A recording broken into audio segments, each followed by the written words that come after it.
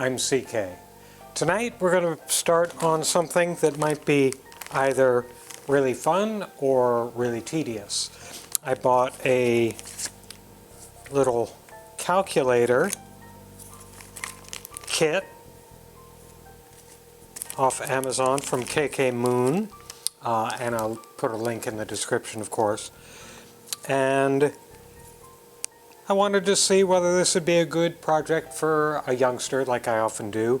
And as I look at this, again, I'm not sure whether it's going to be fun or really tedious. But we'll dive in and take a look. So let's see what's in this kit. So first is a PCB that, let me put my visor on.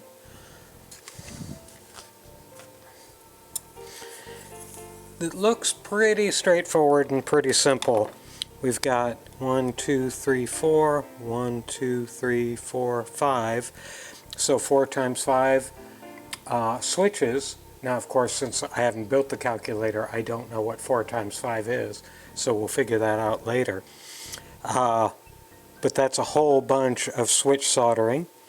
Then on the actual logic portion of the board, looks like there's one IC, looks like there's an LCD display connector, resistor, input power. There are two, oh, those are for the batteries, because that's CR2000 or 2032, that's a standard 3-volt lithium batteries. Looks like it takes 2 of those. 3 transistors for some reason or other. Couple of actually only 1 capacitor. 1, 2, 3, 4 resistors and 2 diodes. And that's it. And power comes in here for an external power supply, I assume. So that's a pretty simple kit. And in the box, however, I'm sure it's got some tediousness to it, besides simply soldering everything. There's going to be some mechanical alignment type stuff. So there's the IC and its socket. Let's see what number is on it. This is an IAP 15W413AS. So I did a little looking online and I can't find this manufacturer or part number, but it's obviously the calculator chip, because there's nothing else on the board that would do calculation. So that'll be interesting. We'll put that over there. Then this is a bag full of clear plastic chiclets, obviously keycaps, and here's the blue keycaps to go behind them. And even more fun, here's a piece of paper with the numbers that I'm going to have to cut out and put in those little plastic keycaps, which sounds like a lot of fun.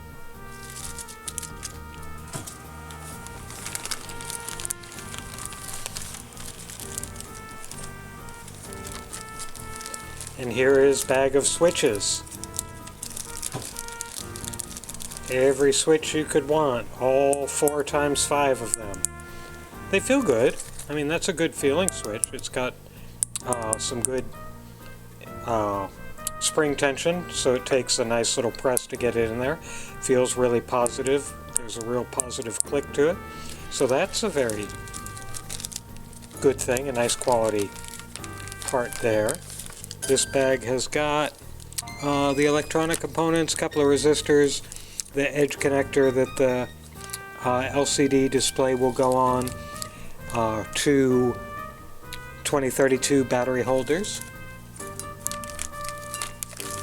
Here, inside here, is the where's my X-Acto knife? Here is the display board. So it's not, sometimes some of these products use a elastopolymer or squishy connection between the LCD board and the main board. A lot of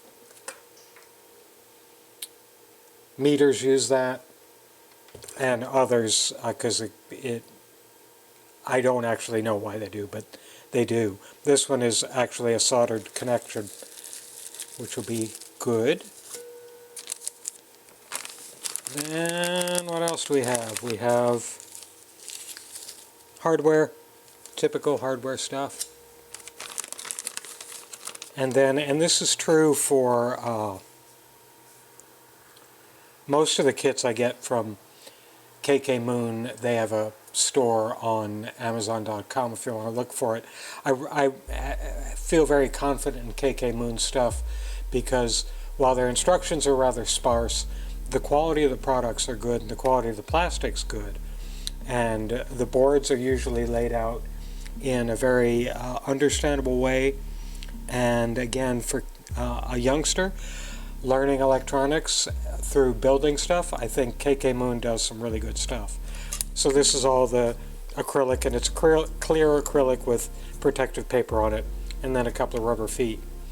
Now the instructions are, oops, there's something else in here. What is in here? Oh, it's a piece of Lexan knocked out of one of the holes, as it should be. One thing you do have to put up with is the assembly instructions are just this. Power supply, 2 CR 1220s. Well, that's interesting. This says CR 1220s, and this says CR 2032, and I don't know nothing about a 1220. I do know that the schematic here shows 2 3-volt batteries to make up 6 volts, so that's a 2032, so I'm going to ignore that it says 1220 batteries. Now, one thing they also provide is they provide, you saw UPC code on there, and they have a good photo by photo, component by component installation layout guide. So I think that's good. That's a, you know, I don't want to sound too cliche-ish, but when you're putting stuff on a board, a picture is worth 1,000 words, because 1,000 words to describe how something goes on, it's a lot more of a pain than simply showing you here's how it goes. Okay. And because I'm a glutton for punishment and love monotony, I'm going to put all the switches in first. Now, as is typical with switches like this, they're not, you can't put them in wrong.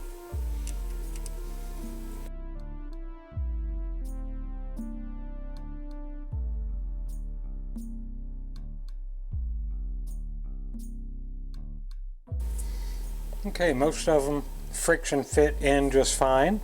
I think a couple will fall out when I flip the board up to solder, but that's okay, we can put them in later. Next step, get a long piece of solder ready.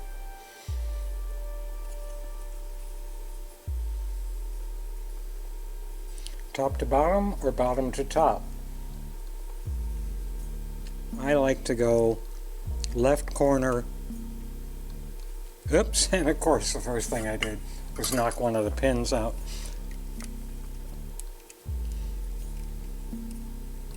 So I will be using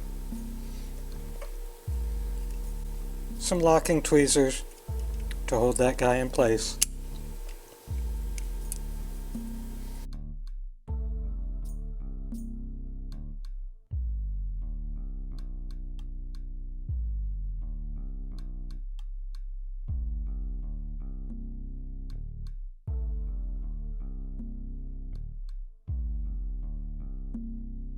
And that's all the switches soldered in. Obviously a kind of mind-numbing task, but actually good soldering practice for a youngster. Another thing I'll say, this company, KK Moon, provides kits that I find really quality. Besides the components I've mentioned, the circuit board is really nice to solder against. The solder pads are really receptive. They accept solder very well. They don't blend, they don't leak over. And the other thing is, you can really, because it's a single layer board, you can really follow what's going on. And again, I think a youngster would have a real good time with this. So that's the key switches. Let's go do some more stuff. What do we want to do next? We'll go ahead and put the resistors and the diodes in.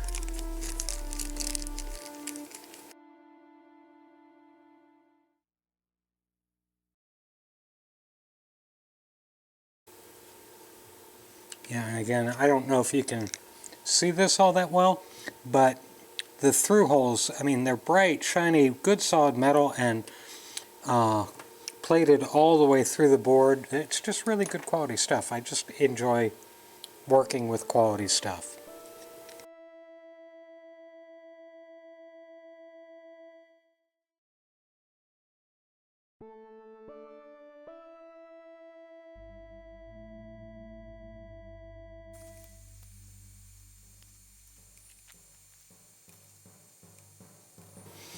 And yes, I could trim the leads between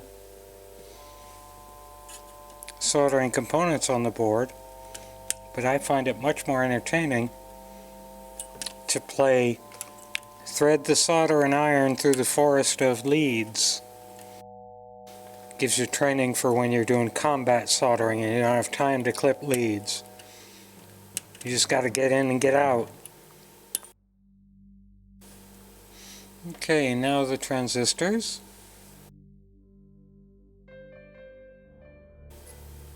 Transistors are the most annoying thing to solder for me.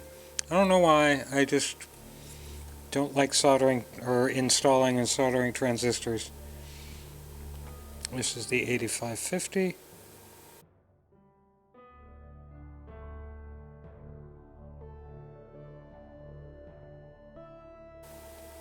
Just looking to see how many components are left.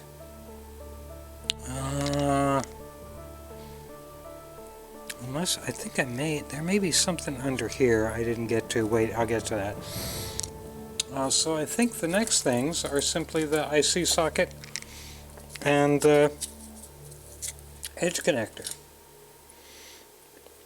Double check the pins. Pins look all good. Oops. Flip that way. Get my locking tweezers to hold the IC on at least one end first.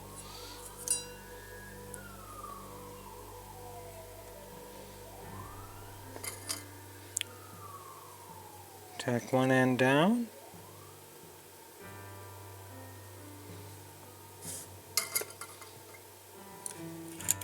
Move the tweezers over to this side.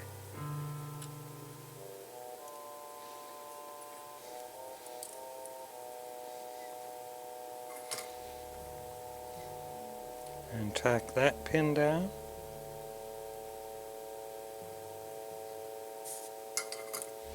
And pull the tweezers out, and we're all good. Now we can go through all the rest of them. Assembly line like.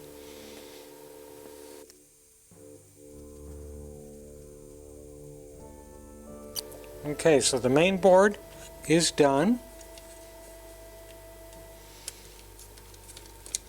Of course, there's only one more thing to do, soldering wise, which is, okay, so here's the display, got some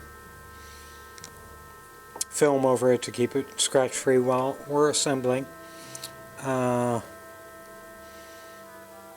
Standard display type edge connector, 2 ICs under a bunch of goop, and then interesting, so we've got an IC, 6-leg IC, actually 8-leg IC missing from here.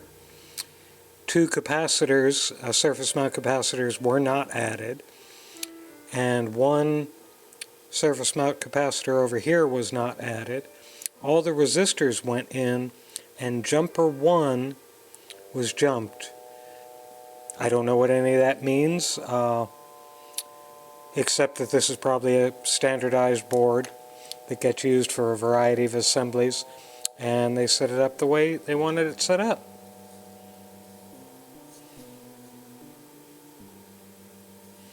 So all we care about at this point, though, is soldering the edge connector on.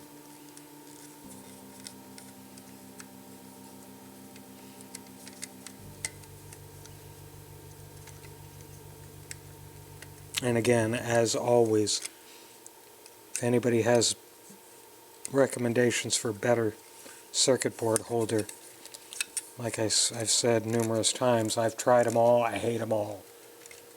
Nobody has made a good one.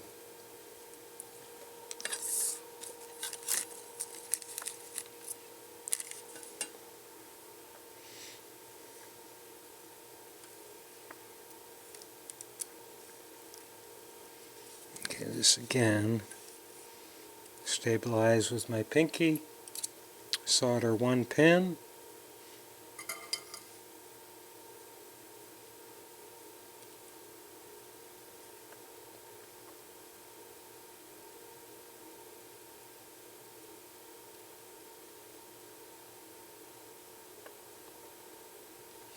check the alignment for squareness, and it's not quite square.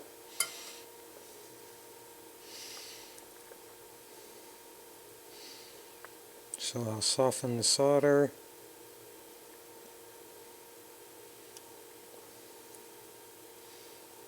And square it up. There we go. Now it's square. Now one thing you may notice here, again, a learning experience for you youngsters if you're watching this ever. I'm holding this with my finger, but I'm not holding the pin I'm soldering. The first 10 times you overheat your finger because you forgot to do that. After that you'll learn and you'll remember, even though I still do it.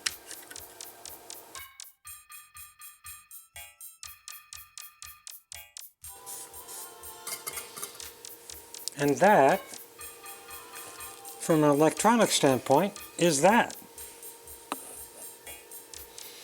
It certainly did make the legs on that pretty long. We'll see how it goes together.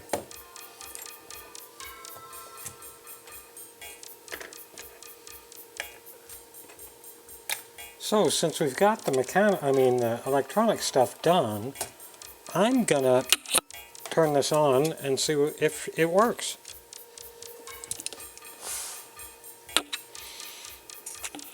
Got 2 2032s. Oh, first thing I'm going to do is I'm going to press... First thing I'm going to do is not be an idiot. I'm going to put the IC on the board before I put the display board on top of it.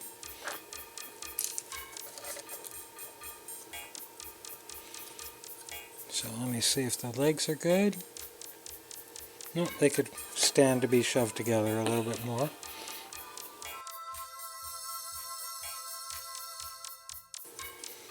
Looks good.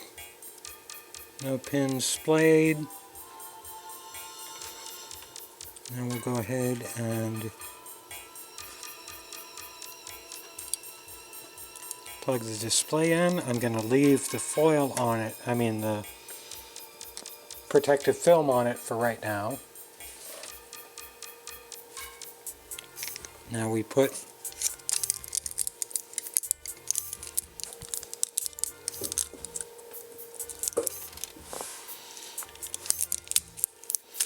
Oops, got two 2032s, and of course positive side is the fat side.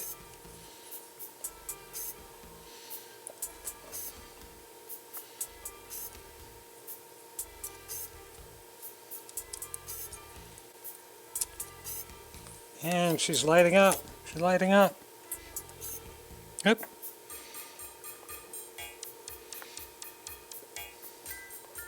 I've got a 0 here and a 0 here. I'm gonna... Oh, and it's got a little LED. I don't have the keycaps on, so I gotta see how they're laid out here. To make sure things work, this should be a 7. It should be color ring RC05. That's not really what I had in mind. I had in mind maybe... Oh, that's the mode. So let's see, 7, 8, 9, 4, 5, 6, 1, 2, 2, 2. Oh, the 2 switch is not working. Oh, I'm sorry, I think the display just ran out of precision. So let me... Where's clear? I'll clear... Oh, it clears individual numbers. I like that, actually. I wish more calculators would do that. 1, 2, 3. So the switches all work.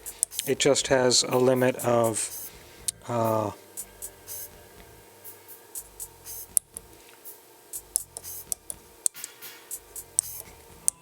graphically demonstrating.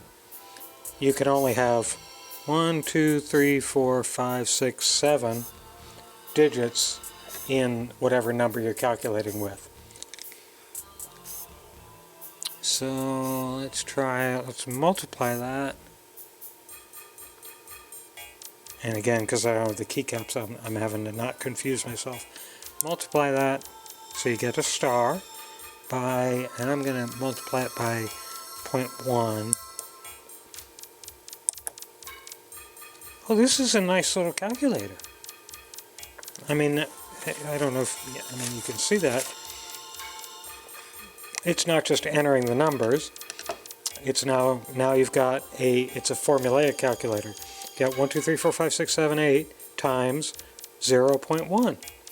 And let me see where the equals key is. Equals key is right here, and that should just drop off. And there it is. Oh, and the result shows up on the bottom. This is really kind of sweet. I like this little calculator. No, and it works fine. So this is going to be fun. I'm actually, even though it's a simple build, as you saw, it took, 40 minutes maximum, and that's with me talking. And it works really, oh, and you can get to more digits. Oh, look at that. And now it's going to sleep for some reason. I don't know why. You can get to more digits. Oh, and then, I'm sorry, color rings. So you can set the color ring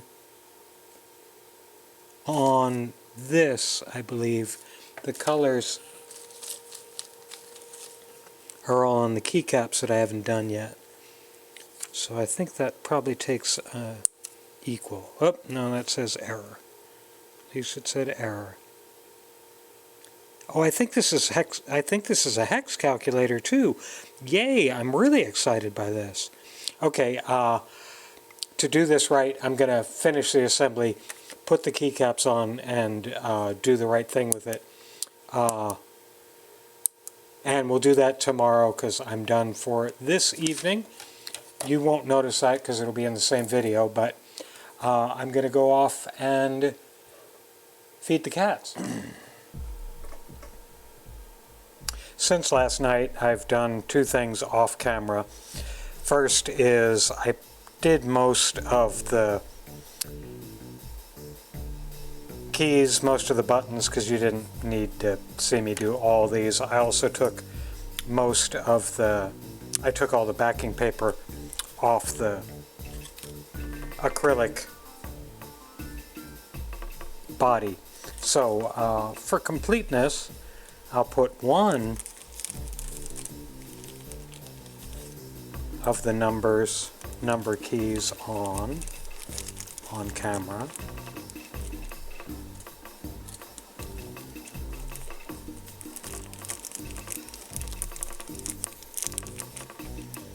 I also obviously changed the camera angle so you can look more straight down on the device. And as I said, they give you a piece of paper with the keycaps on it. You cut them up and you grab one little piece of paper and you put it in a little clear plastic thing, and you get one of your pokey things and you poke it all down flat. Then you push the blue backing in, and then you push it down on the post on the switch.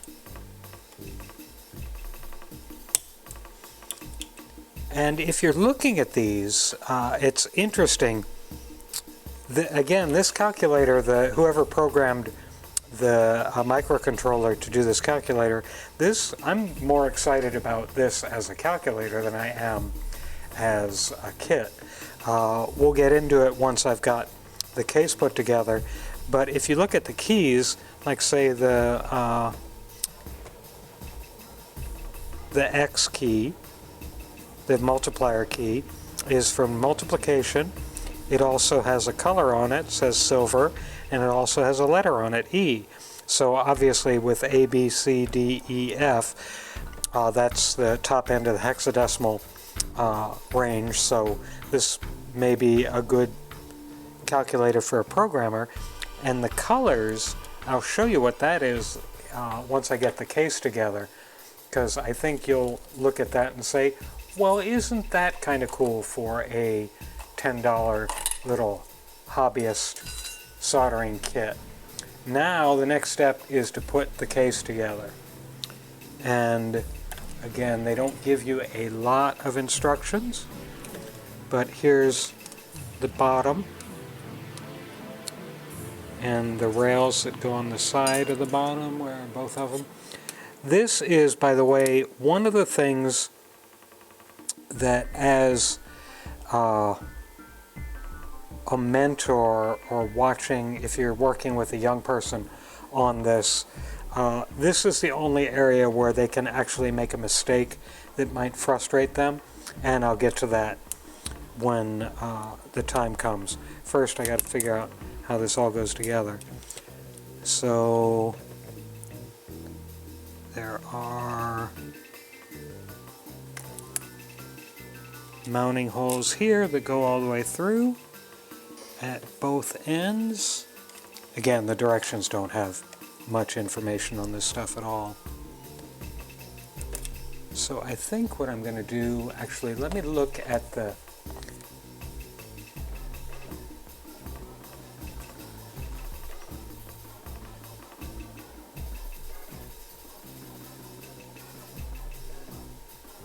So this again is the online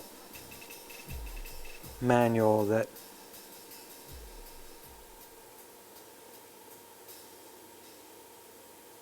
is just pictures, but I think it'll give us the right idea. Okay, so if you look here, if you'll notice here,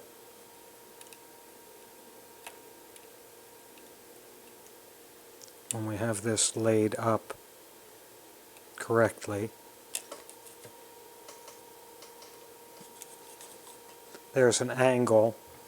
The display is at an angle, so we're going to have to bend the pins on the display to main board to match that angle. So I'm going to do that right now. Pull that out and do the patented bend against the edge of the workbench. And this is a lot stiffer than a typical IC socket, IC chip leg, which is normally where I do this, but it's coming along. Of course, you're always also testing how strong your solder joints are by doing this, so you don't want to be too aggressive, but you do want them to bend.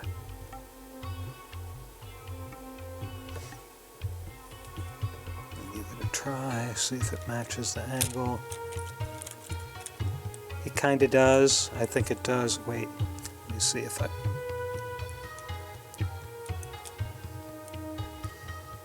Okay, a little bit more. Maybe 5 more degrees. Okay.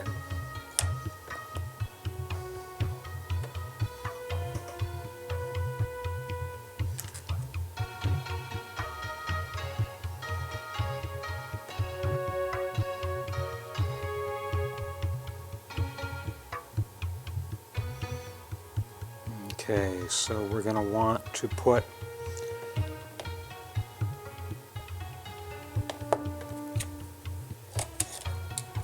it's going to go like that with some spacers. So let me move the bottom out of the way for right now.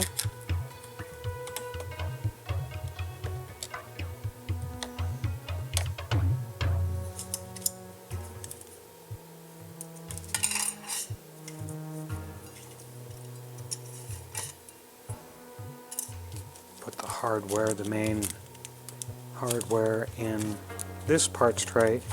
And by the way, when I say parts tray, what I really mean is stainless steel cat food bowl, because that's the only good parts trays I can find. I need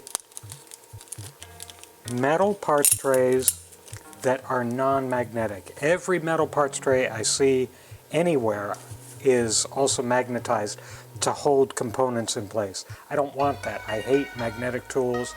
I hate magnetic parts trays. I want just stainless steel. So the best thing I found were these little stainless steel cat food bowls.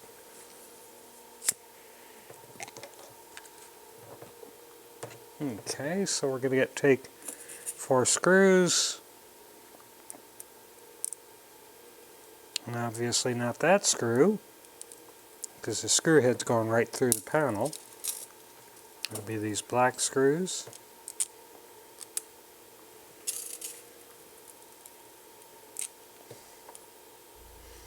Let me get all 4 set up.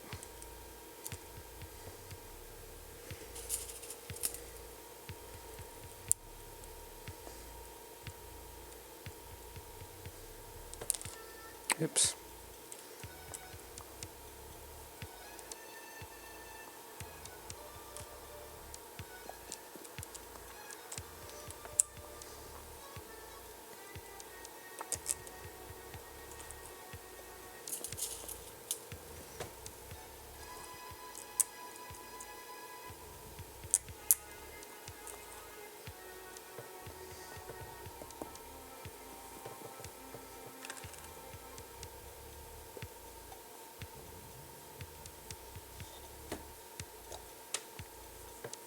Then we take 4 spacers.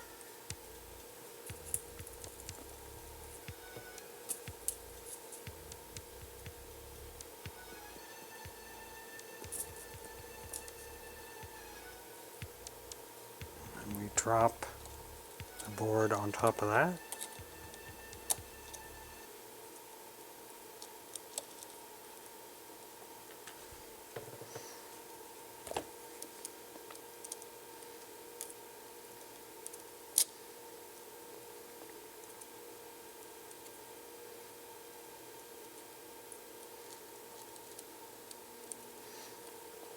And I put 2 spacers on 1 screw. Did you all notice that? I didn't. That's why it wasn't going on.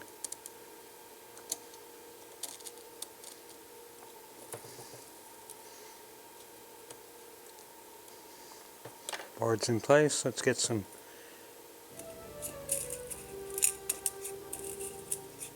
nuts to secure it.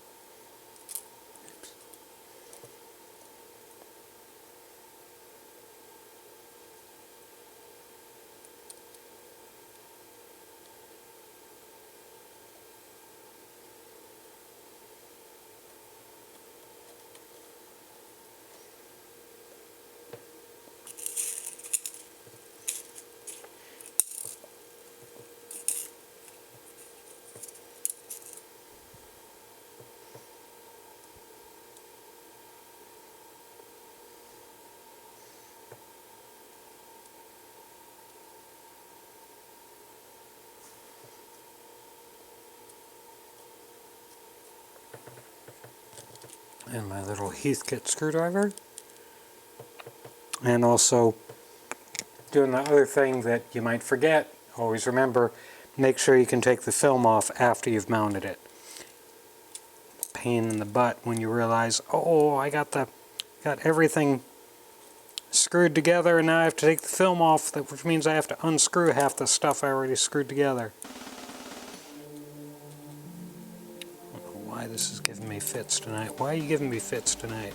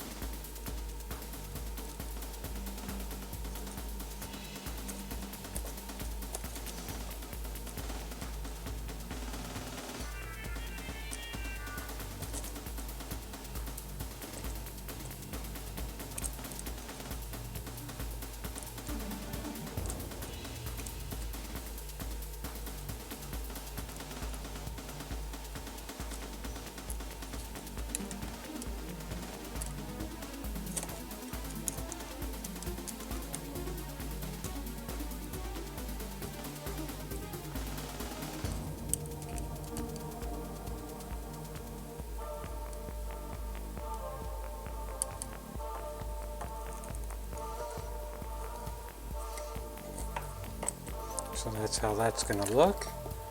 See what the next step they recommend for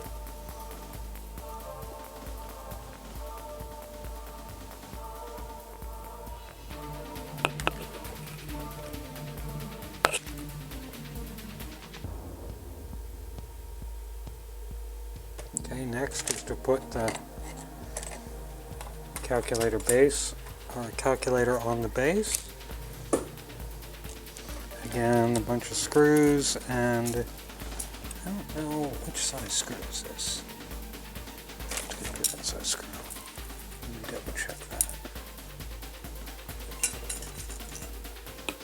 Well, I'm not sure that is the case.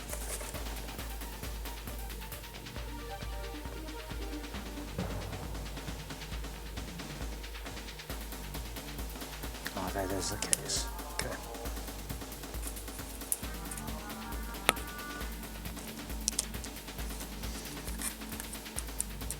Screw through the bottom, get it in one hole,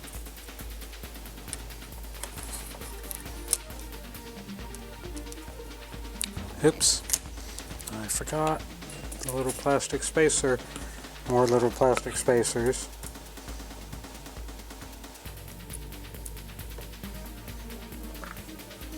And you do want to get all these on at once, because it's a pain to get the spacer underneath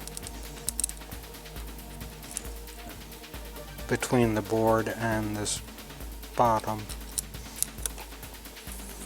So run all the screws up.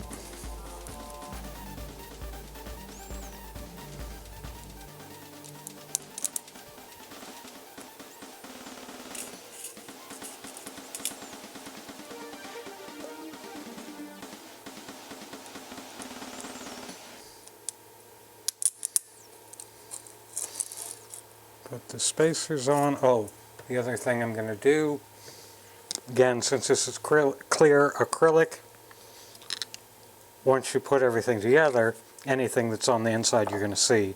So I have a little rag to wipe my fingerprints off the inner surface of the acrylic, just so it looks a little neater if I look at it or anybody else looks at it. Okay. Now our little spacers.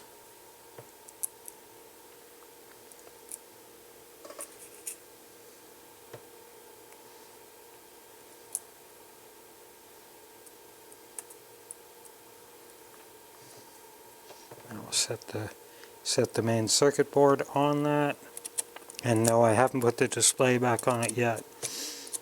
Mainly because I want to be able to get those nuts on there without fighting with it too much. This is sticking at this corner a little bit. No, it's sticking at this corner because I did the same thing again. I put two spacers on the same screw. I don't know why I keep doing that.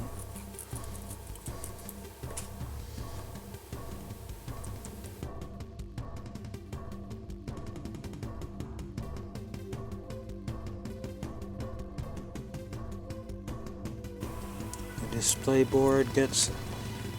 board gets stuck back on.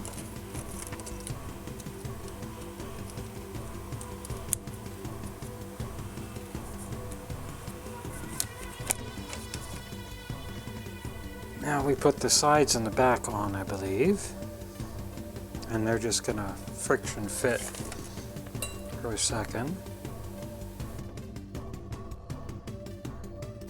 Now, one thing I want to point out, because we'll see it again in a little bit, trying to see the best way to demonstrate this.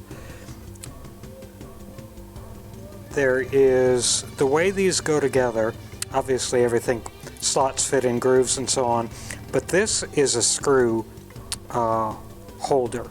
So what will happen is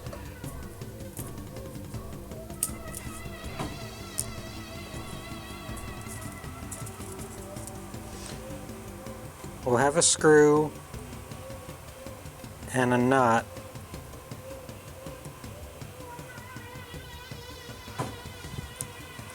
and they'll be captured in that little slot. I hope we can see that. The screw and the nut will be captured in that little slot. Now that does raise a challenge, particularly for younger folks, that I'll show you in a little bit once I get it ready to screw down. The keypad cover, does it matter which side? Do you think it matters which side? It doesn't seem to matter which side.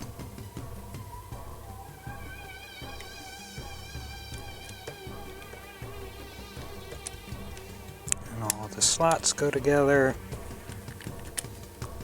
And these fit together pretty well. I've been pretty comfortable with the way their CNC machines cut these patterns. They do this on many of their kits, make these little Lexan or acrylic, whatever, containers, and I'm still fighting with this. Why is this not going there? There we go. Now the next step is to drop these long screws .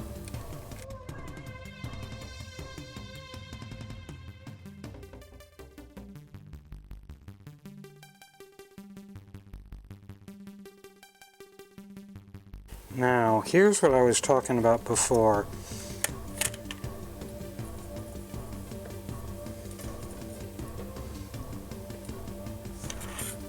Right here, we're going to put a nut into this little slot. And then we're going to drop a screw down to capture in it. Now, in some of the locations where you'll do this, there's no backing. So you can accidentally push the screw the nut all the way in, requiring you to have to take the case back apart to retrieve it. And again, if you're careful, that's not going to happen. But if you've got a 10 or 11-year-old doing this, he or she may get very frustrated. Sorry, my recording cut off. I don't think you missed much, just the final assembly bits, putting the rubber feet on and so on. But now I want to take a look at it. When I was playing with it a little bit last night, I was surprised. I thought this was going to be, and I'm sorry, I'm going to turn off my overhead light. I thought this was going to be one of the standard cheapy 4-function calculators, but in reality, it's not. I mean, obviously, you do 25 plus 8, and as I showed you in last night, that's 25, the plus sign 8, and you hit equals, and the result's down there. That's just really nice in itself, a nice little scientific calculator. And I haven't tried this. 96 times 3 divided by, oh, look at that, 3. It keeps the intermediate calculations up on the top, and it doesn't move it down to the bottom until you've actually hit the equal sign. So that's one thing it does. I mean, it's a calculator. That's good. But if you hit the other modes, like mode, color rings, so what do you think that means? And how does it relate to the colors on the keys? Well, it relates to them like this. So in my hand I have a resistor, and the resistor is brown, black, black, brown. So it's a 1K resistor. Look at that. It's a nice handy little color ring for resistor calculator, and you can set to 4 color bands or 5 color bands using the up-down. The up-down also doubles as a square root sign. So that's nice. It's got a resistor calculator.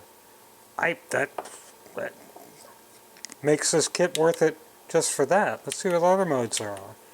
There's also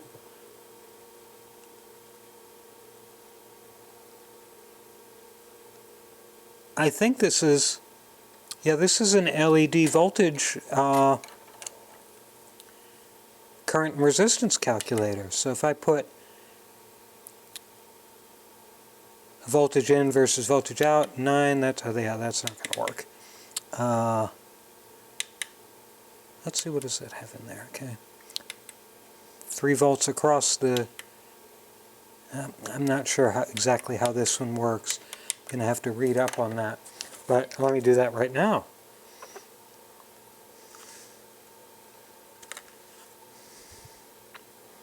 And again, the online instructions do go more in depth on how to actually use the calculator. So that's the, okay, so now we're in the LCD power mode. If the power supply voltage, working voltage, and working current of the LED are known, this will calculate the value of the series resistance, which makes sense. But I don't know how to move between them. Press on, off, press mode, RLED. That's RLED.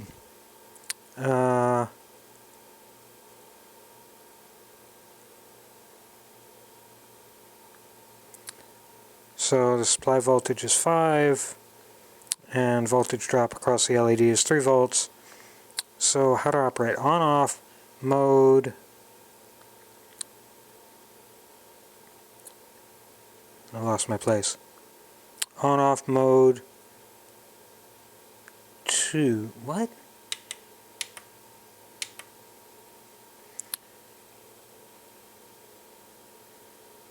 Press mode to switch the interface, right? Press 2. Oh. So you press 2. No. Okay, so this is how you move. I thought I did that. Oh, yeah, okay. And you use this button to move between the values. So that's good. Then what other modes are there? Hex to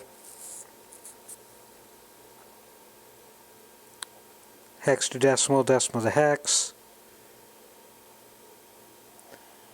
So 1F, oh, that's backwards, we'll do it that way. 1F